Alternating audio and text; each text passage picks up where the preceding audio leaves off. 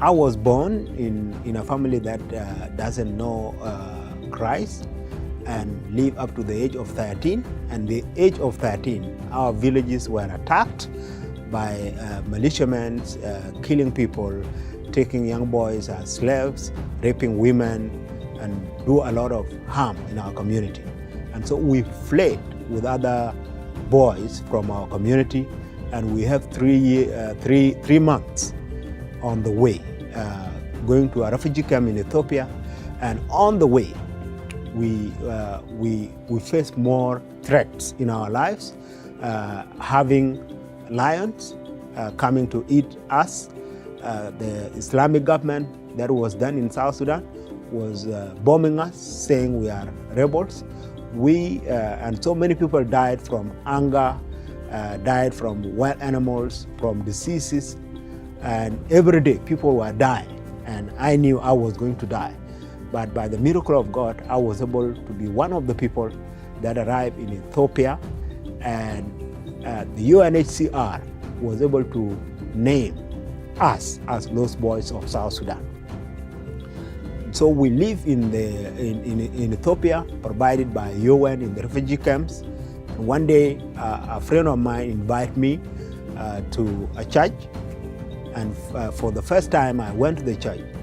I heard the gospel, and it was from John 3:16 that say, God loved the world, gave his only son, so that anybody who believes in him will not die, but will have eternal life.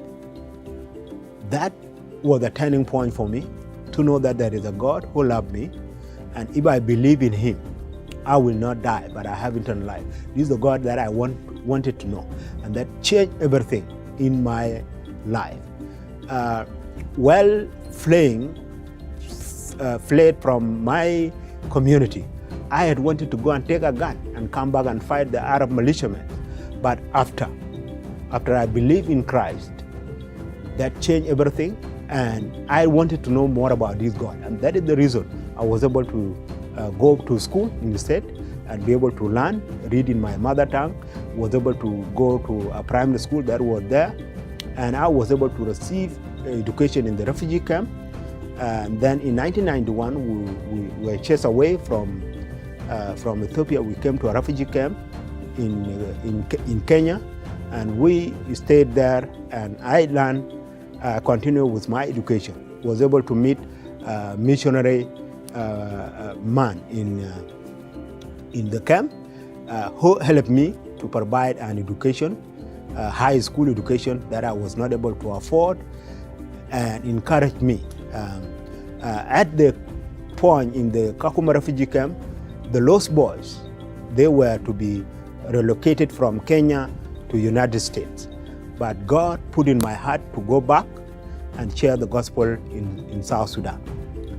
And so I was able to after receiving high school education, I was able to come back in my community, and was able to help in planting some of the churches, and starting primary school, and then later on, Folichi Bible Church in 2000 was able to come to our community and increase the capacity and give me a scholarship to go back and have my first degree.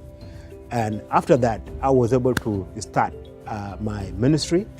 And I see my ministry, while I was trying to think of the key word that I can use, the word solidarity became very key for me, because it was the solidarity of God people that have stood with me, that have gave me education, encouraged me to develop me, transform me.